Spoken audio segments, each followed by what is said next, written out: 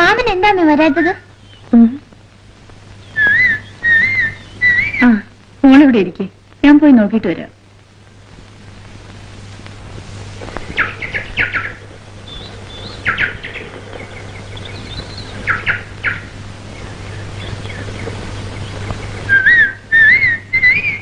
വാസേട്ടാ, വാസേട്ടാ,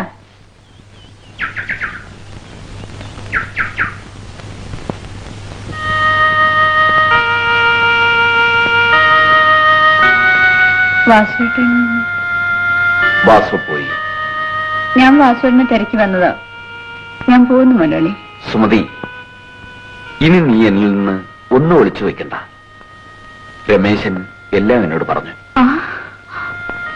അതേ മോളെ, ഇനി ഞാൻ നിനക്ക് മുതലാളിയല്ല. മനസ്സിലായില്ല. ബിന്ദു വളരേണ്ടത് ഈ വീട്ടിലല്ല. അല്ല.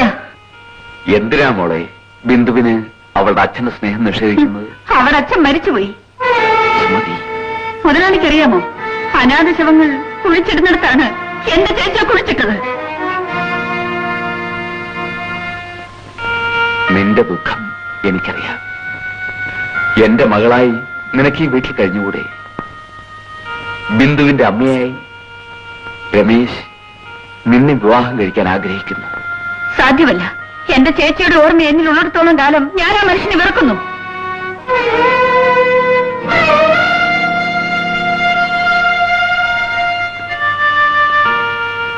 മോനെ, ഞാനെല്ലാം കേട്ടു വെച്ചേ. സുമതി പറഞ്ഞാലും കാര്യമുണ്ട്. ഇനി എനിക്ക് നടുനിൽക്കാൻ നിൽക്കാൻ ആഗ്രഹമില്ല. രമേശ്, ഞാൻ ഇന്ന് തന്നെ മടങ്ങുകയാണ്. മോനെ, എന്നോട് ക്ഷമിക്കു വെച്ച.